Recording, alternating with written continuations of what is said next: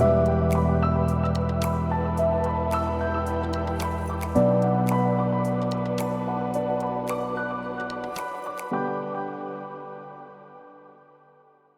Namaskar viewers. Good morning to all of you. I am Sanjeev Pandya, welcoming you to another episode of the Astro Gyan Show, Astrology with Knowledge. That's what all Astro Gyan Show is all about. हमारे show में हम सबको जो ज्ञान देते हैं, पंडित ज्ञान Prakash ji studio में आ चुके हैं. सबसे पहले मैं उनका स्वागत करना चाहूँगा. गुड मॉर्निंग, नमस्कार, हरिओम. हरिओम जी संजीव जी. टीवी एशिया के दर्शकों को भी मेरा सादर प्रणाम. जी बिल्कुल पंडित जी.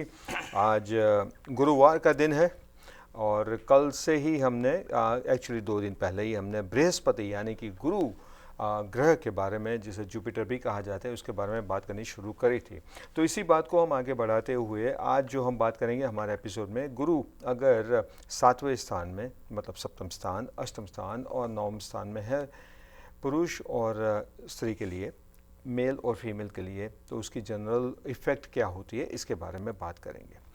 चलिए ठीक है. लेकिन जो आज गुरुवार का दिन है और गुरु ग्रह के बारे में बात कर रहे हैं, राइट? तो कुछ बातें मैं आपसे जानना चाहता हूँ कि गुरु जो ग्रह है वो हम बात करेंगे कि कौन सी पोजीशन, जब किसी घर में होते हैं गुरु तो कैसे कैसे होता है. लेकिन मैं आपसे कुछ जानना चाहता हूँ कि गुरु ग्रह जो है वो मतलब उनकी प्राइमरी क्या है, वो क्या करते हैं, मतलब क्या देते हैं आपको? एजुकेशन देते हैं, आपको नॉलेज देते हैं, कि उनकी जो है वो प्राइमरी एक्सपर्टीज क्या है? गुरु जो है बुद्धि के देवता हैं. अच्छा. और आप संजीव जी जानिए कि बुद्धि ही सब कुछ है. बुद्धि 2 प्रकार की होती है जी. एक है सद्बुद्धि और दूसरी है दुर्बुद्धि. बिल्कुल.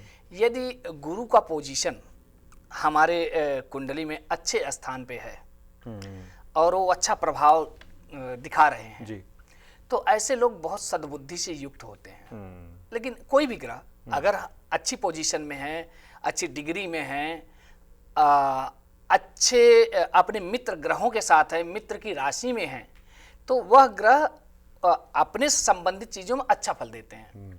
लेकिन यदि उसके उलट उनकी डिग्री सही नहीं है, उनके स्थान सही नहीं है, उनके ऊपर दृष्टि सही नहीं पड़ रही है, या शत्रु ग्रह की राशि में है, या नीच के हैं, उच्च के, हर ग्रह अपने 6ठे भाव में नीच हो जाता है.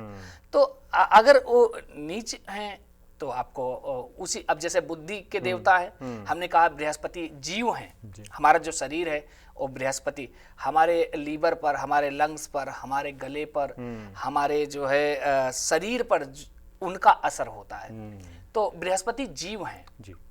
तो अगर व्यक्ति के उच्च भाव में हैं, उच्च स्थान पे हैं, अच्छा फल दे रहे हैं, तो व्यक्ति बहुत सद्बुद्धि से युक्त होता है और उसका शरीर सुंदर होता है और शरीर से संबंधित कोई उसको समस्या नहीं होती. अच्छा. लेकिन अगर उलट हैं तो फिर शारीरिक समस्या होगी. लीवर में है, लंग्स में है, थायराइड के जो इश्यू होते हैं, डायबिटीज के जो इश्यू होते हैं, वो गुरु ग्रह के कारण ही होते हैं. अच्छा. तो गुरु ग्रह के कारण अगर सद्बुद्धि मिलती है, अगर ग्रह अच्छी पोजीशन में है आपकी कुंडली के किसी भी घर में, तो आपको सद्बुद्धि मिलती है. लेकिन कुबुद्धि का मतलब ये होता है कि आपको कुछ गलत काम कराने के लिए फोर्स करेंगे, कुछ गलत काम कराने के लिए मजबूर करेंगे, कुछ गलत डिसीजन लोगे जिसके जरिए ज़िंदगी में आपको सहन करना पड़ेगा, राइट? यही होता है. देखिए, कोई भी ग्रह कभी किसी को वो नहीं करते जी. एक्चुअल में ये जो ग्रह दशाएं हैं एक समय को दिखाती हैं कि हमने पूर्व जन्मों में जो कर्म किए हैं उसी अनुसार ग्रह दशाएं हमें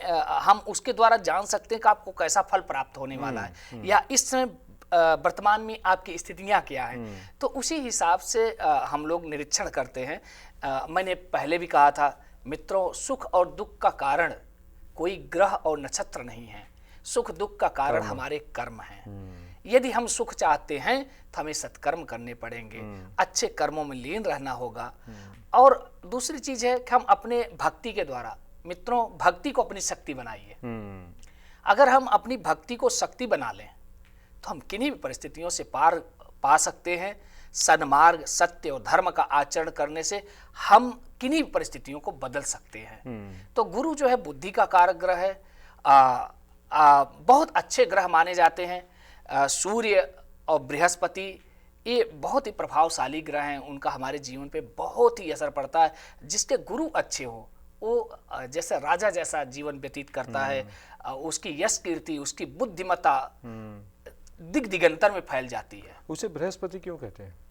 बृहस्पति नाम है उनका, जैसे नाउन अच्छा। जो है, तो गुरु इसलिए कहते हैं को देवताओं के गुरु है, नाम तो उनका बृहस्पति है। अच्छा, नाम ही उनका बृहस्पति जैसे अब आपका नाम संजीव जी है, मेरा नाम ज्ञान प्रकाश है, ऐसे ही उनका नाम बृहस्पति है। अच्छा, तो गुरु इसलिए कहते हैं कि वो देवताओं के गुरु है, इसलिए उसे उनको गुरु कहा जाता है। चलिए ठीक है, तो सभी जो हमारे जितने भी ग्रह हैं, क्या आप कह सकते हो कि गुरु जो है one of the most important planets जो है? बिल्कुल जी, गुरु ग्रह, वैसे सारे ग्रहों का अपना अपना Importance है, महत्व है, मैं मानता लेकिन गुरु का बहुत ही महत्व हाँ, है। मैं उस बात को इसलिए कि अगर किसी व्यक्ति के कुंडली में गुरु उच्च के हैं, भाई देखिए हमारी 10 इंद्रियां होती हैं। जी। 10 इंद्रियों को कौन कंट्रोल करता है? उसे हम मन कहते हैं।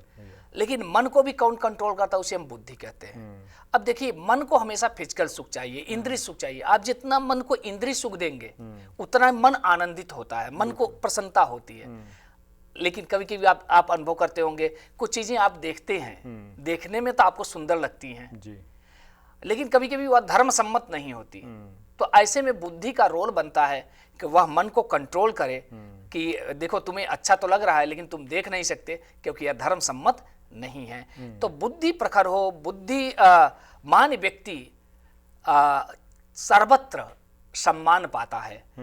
जिसके पास बुद्धि नहीं है वो कहीं पे भी सम्मान नहीं पाता। जो भी आप अभी कह रहे हो बृहस्पति के बारे में या तो गुरु के बारे में, थोड़ा बहुत वो बुध से भी मिलता है, बिकॉज आप बुद्धि का जिक्र काफ़ी कर रहे हो। और बुध की जो हमने अभी सीरीज करी थी, राइट, वो भी एक मन से जुड़ा हुआ होता है, बुद्धि से जुड़ा हुआ होता है। अब आपको हम संजीव जी बताएं कि 3 ग्रह जी का संबंध बहुत है। अब आप देखें, हमने जो कथाओं में बताया कि देवगुरु बृहस्पति की जो पत्नी थी तारा, उनका हरण किया चंद्रमा ने और उससे बुध उत्पन्न हुए जी और फिर बृहस्पति। अब देखिए जो ब्रेन है, इनमें 3 चीजें हैं। चंद्रमा क्या है? मन है। बिल्कुल।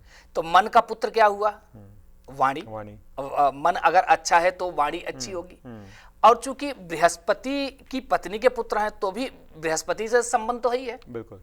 तो अब बुद्धि, वाणी और मन, तीनों का एक बहुत महत्वपूर्ण योग है। अब आप सोचिए कि अगर बुद्धि का हरण, बुद्धि की पत्नी का हरण मन कर ले तो क्या होगा? वाणी खराब होगी ना? बिल्कुल। और अब देखिए इन तीनों का संबंध है आपस में। हमने आपको बताया था कि जो बुध भगवान है, हमारे ऋषियों ने इसे एक कथा का रूप दिया। अब सोलर सिस्टम में जो है चंद्रमा भी गतिमान है, बृहस्पति भी गतिमान है। ऐसा हुआ होगा कि किसी समय आदिकाल में जो बृहस्पति के उपग्रह होते हैं, जो तारा, जिसको हम उपमा दे दिए कि उनकी पत्नी है, और वो चंद्रमा से किसी कारणवश टकरा गए होंगे, उससे एक अलग प्लैनेट की रचना हुई, वो है बुध।